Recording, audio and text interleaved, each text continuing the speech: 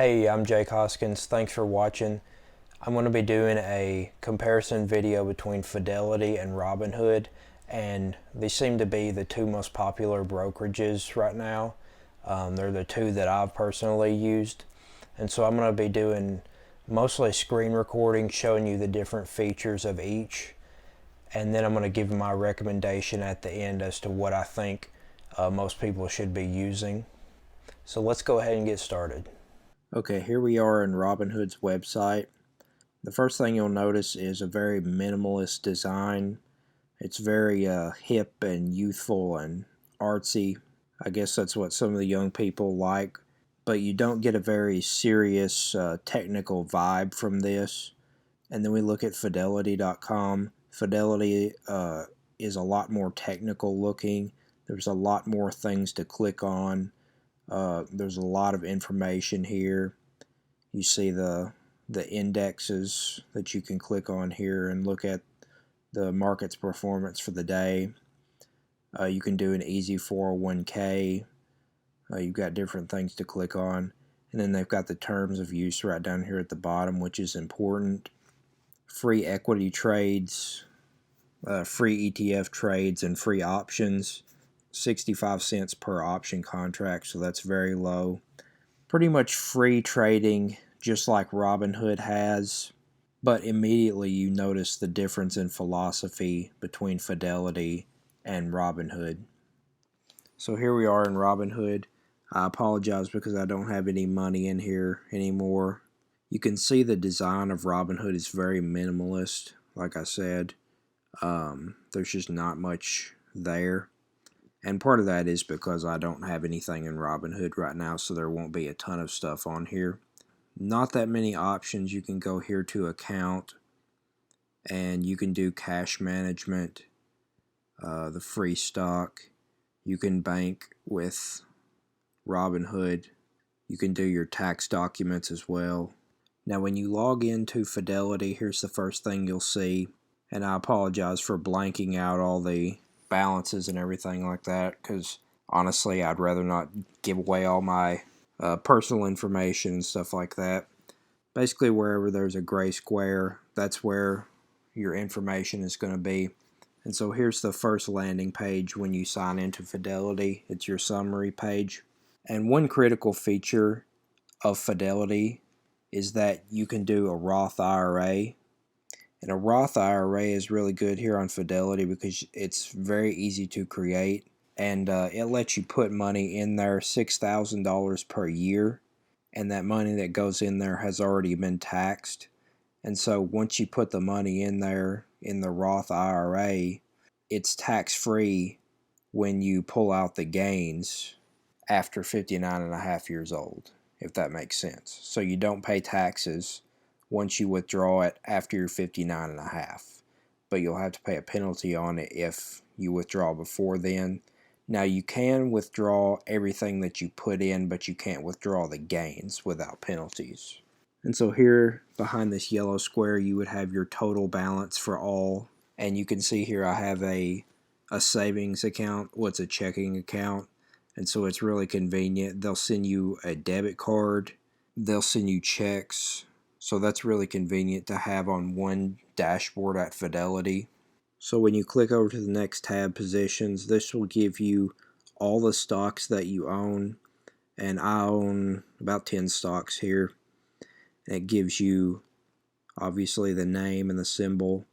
And then it gives you the price, today's gain or loss in dollar amount, and then total for that stock for however long you've owned it in this column. So that's really good to see.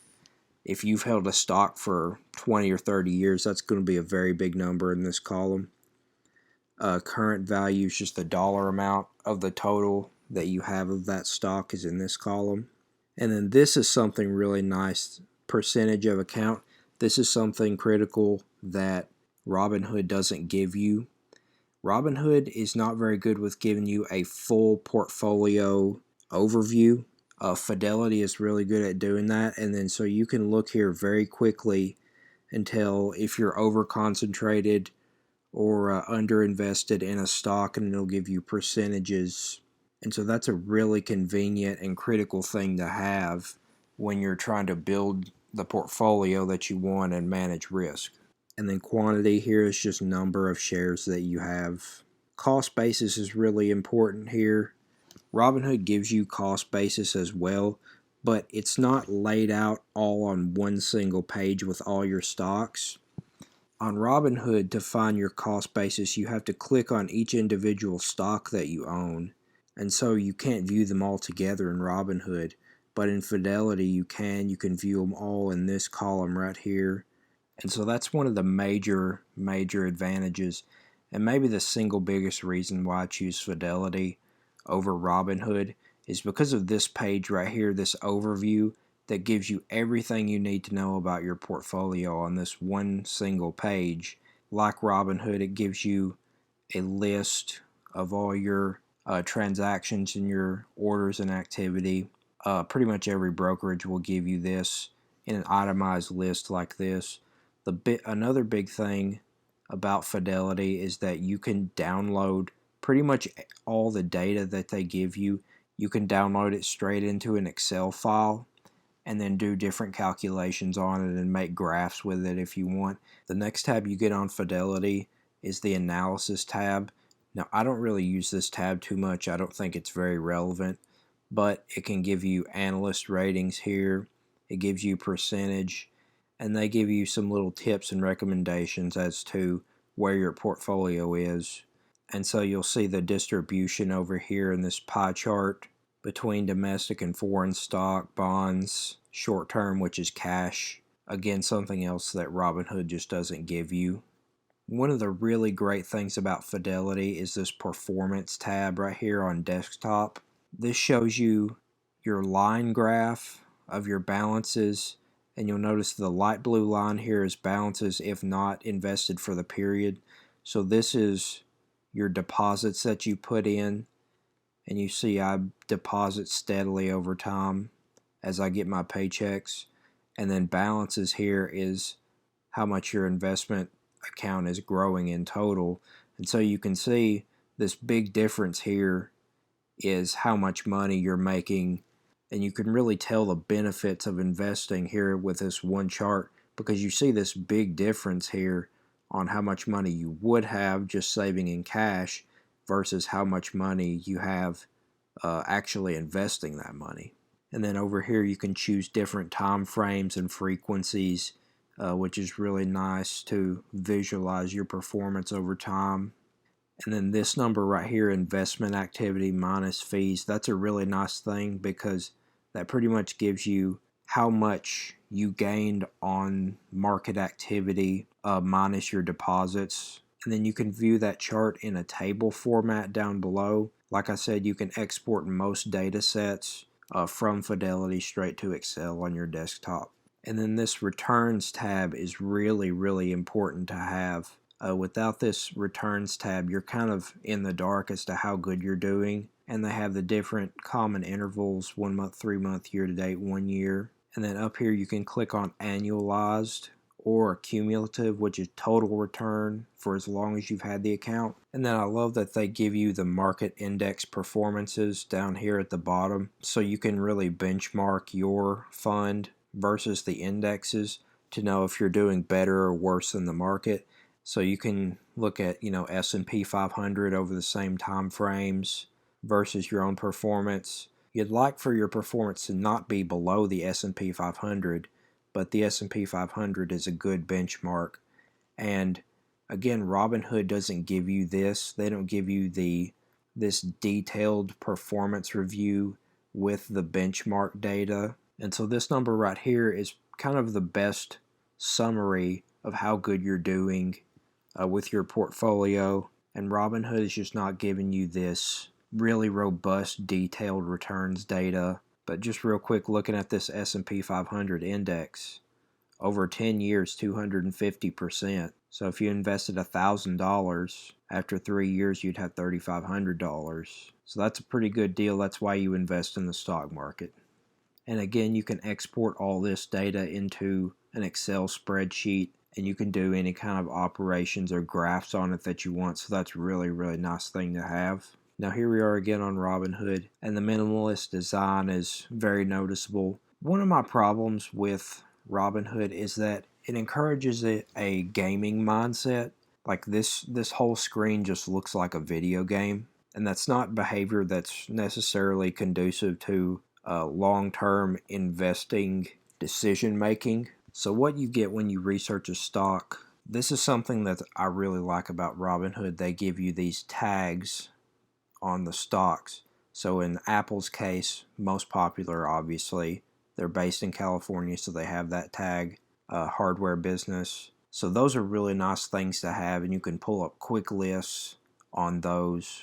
And then really easy and intuitive to place an order on Robinhood. It's very quick, very simple. You can look at the chart over 1 day, 3 months, a year, 5 year, whatever you want. Look at each individual price.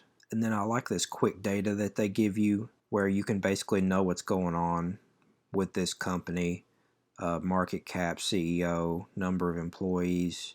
You can really get a pretty good sense of a company within 30 seconds of researching it on Robinhood. And you can also do options on Robinhood. This is what it looks like here. Here's your option chain. And so they've got this laid out pretty as simple as it can be put. Options are pretty complicated, and I'll do a separate video about options in the future. But this is as clean and intuitive of an options chain as I've ever seen if you trade options, which I do not recommend at all. And so like I said, these tags that they put on these stocks are really nice. You can click on them. And Robinhood is laid out a lot like Spotify. You can make lists and have tags and all that kind of stuff. Follow, playlists. And I think that's why younger people enjoy it. It's just really aesthetic and intuitive to use. And here's all the companies with the tag of California. So they're based in California. Obviously, there's a lot of them, with Silicon Valley and San Francisco and Los Angeles being there. Click on the software tab. This is really good for quickly finding investments in different sectors and comparing competitors. You can bring up all these different tags, altcoins here. You may be thinking, why hasn't he mentioned cryptocurrencies yet? You can trade cryptocurrencies on Robinhood, and you can't on Fidelity. I would not do that.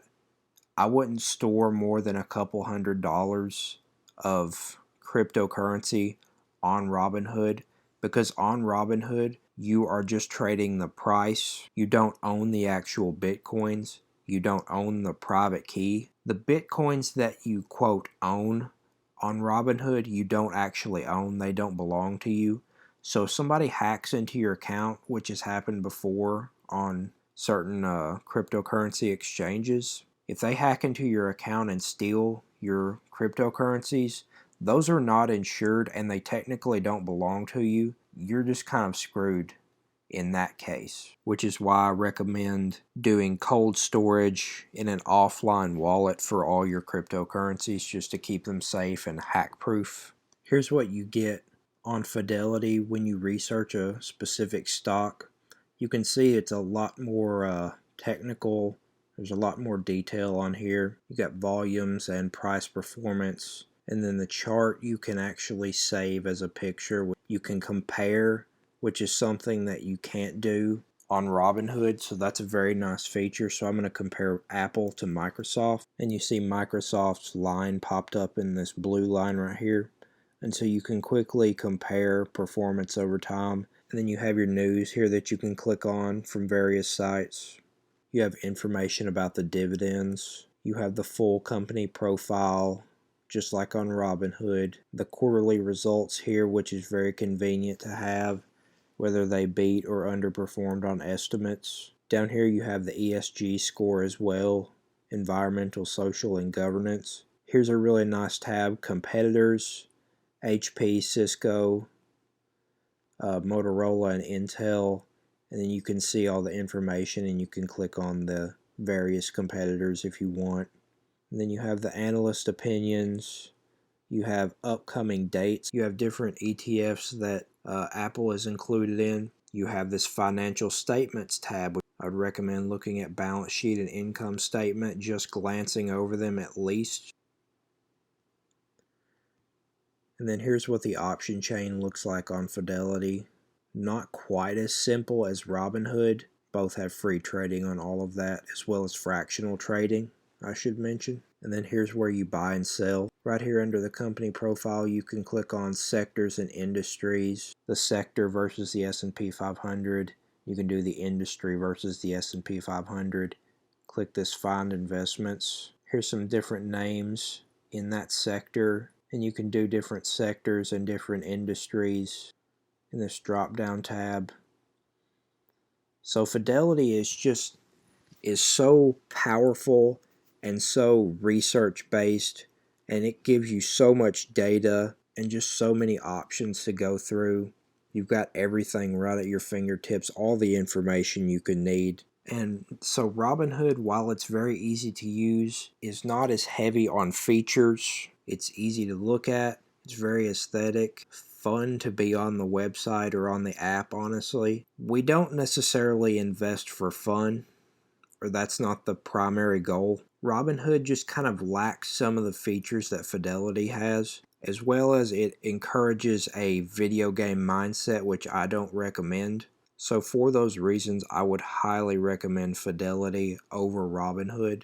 Fidelity also has a terrific mobile app. So if you're using Robinhood now and you want to get a little more serious about research and about long-term investing, I would highly recommend to switch to Fidelity. And really quickly, I want to address the Gamestop Robinhood controversy, where they paused trading on Gamestop and AMC and those kind of stocks. Basically what happened with Robinhood was their system got overloaded with orders and volatility, and they basically just had to shut it down because they didn't have enough collateral on the books to handle all that activity and all that risk. And so their clearinghouse basically just told them, look, you either need to shut this down and let it cool off, or post several $billion more collateral. So that's another point kind of against Robinhood, is that they're a very asset-light platform. They let people trade options very quickly and easily. I was able to sign up for options within 30 seconds on Robinhood, and it's very difficult on Fidelity. Robinhood, in a way, kind of takes more risk, and they have a lesser balance sheet than Fidelity does. And so that's why you saw Robinhood shut down certain very volatile trades, because they just couldn't handle that type of activity. With Fidelity, you're not really going to have that problem, more than likely, just because of the size and the experience that Fidelity has built over the years. So as you can see, overall I recommend Fidelity over Robinhood, just because they have a lot more comprehensive features. You can look at your returns. There's so many different tools. There's a lot of versatility with Fidelity, and in my opinion, I just think it's a better product versus Robinhood. Like I said, Robinhood kind of gives you that video game feeling, and it doesn't necessarily encourage you to be a long-term, decisive, smart investor like you should be. So I kind of favor Fidelity in that sense too. It just encourages you to be more long-term thinking, and gives you a lot more research options. If you found this video helpful and you want more content like this in the future, go ahead and subscribe to my channel, and click the like button below, and leave a comment as to what brokerage firm you're using and why. And I'll see you in the next video.